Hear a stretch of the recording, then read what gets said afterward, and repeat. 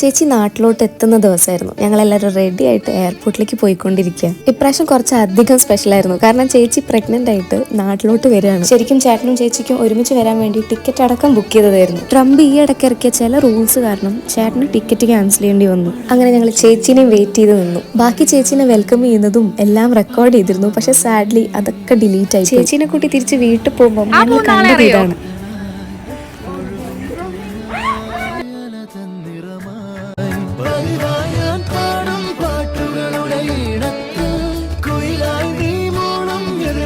ഇവര് രണ്ടുപേരും കൂടെ ഞങ്ങൾക്ക് സർപ്രൈസ് തരുമായിരുന്നു.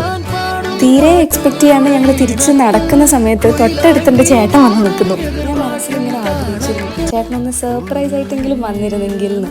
ഞങ്ങൾ തമാശയ്ക്ക് ഇങ്ങനെ പറയായിരുന്നു, ചേച്ചിക്ക് ഒറ്റയ്ക്ക് വന്നതിൻ്റെ ഒരു സങ്കടം മുഖത്ത് കാണാനില്ലല്ലോ എന്ന്. കാരണം പിന്നെയല്ലേ പിടികിട്ടിയത്.